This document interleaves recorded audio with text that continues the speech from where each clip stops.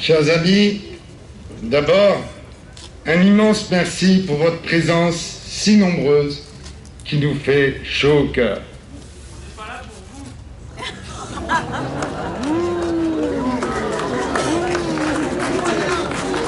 Elle nous fait chaud au cœur car elle montre que notre action est soutenue par la population loussienne et bien au-delà de Loussienne.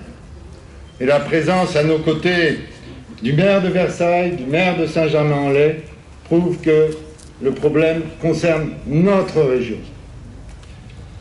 Le maire de Loussienne, Pierre-François Viard, le maire de Marly-le-Roi, Jean-Yves Perrot, bien d'autres, et moi-même, avons réagi vigoureusement dans un délai très court à un projet envisagé par l'État inacceptable dans sa forme comme sur le fond. Dans sa forme d'abord, parce qu'il est inacceptable que nous ayons appris ce projet, Pierre-François Viard et moi-même, par la divulgation d'un tweet et non de la part des représentants de l'État. Nous avons immédiatement fait valoir auprès du préfet notre indignation.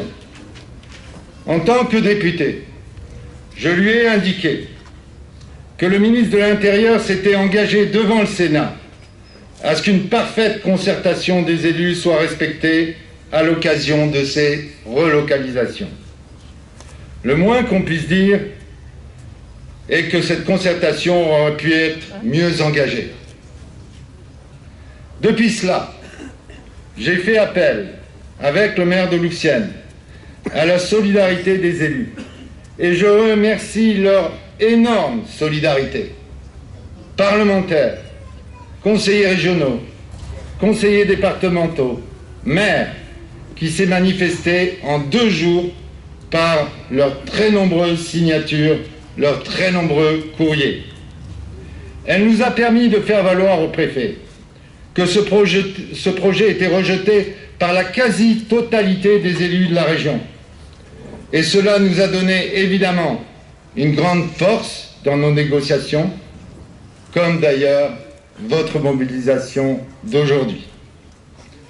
Sur le fond ensuite, la concertation ensuite engagée nous a permis d'exposer longuement, j'ai compté bout à bout, que nous avions eu plus de 10 heures d'entretien avec le préfet. Nous a permis d'exposer les raisons de notre opposition.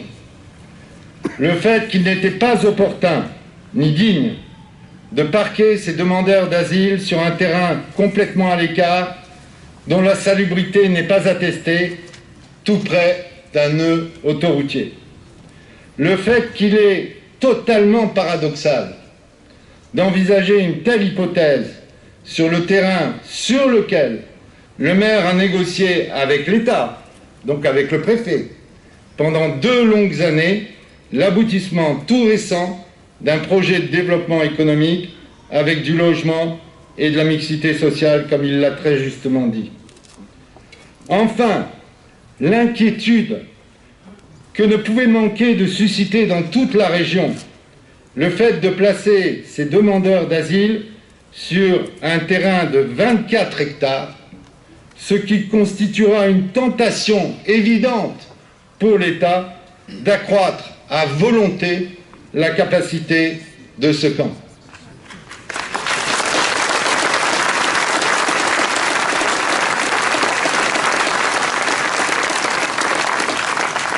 J'ai directement saisi par courrier le ministre de l'Intérieur de ce problème.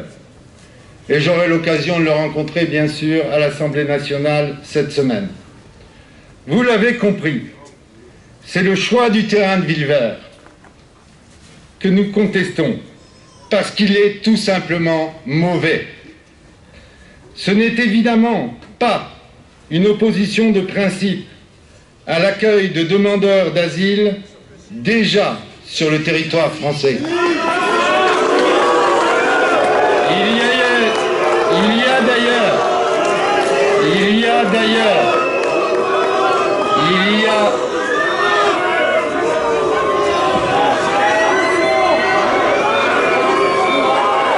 vous l'avez récupération politique est là. Il y a d'ailleurs des maires dans ma circonscription qui ont accueilli des réfugiés, mais dans des conditions humaines dignes. Mais, Gilbert, c'est clair, c'est non. Notre détermination est totale, comme la vôtre. Et le meilleur moyen de réussir est d'agir en responsable, ici comme ailleurs, sans excès, sans violence verbale, sans tentative de récupération.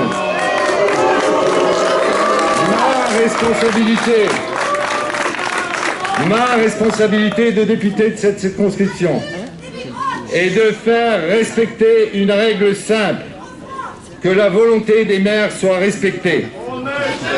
Et en l'occurrence, celle du maire de Louvciennes, à qui je tiens à rendre hommage pour sa ténacité.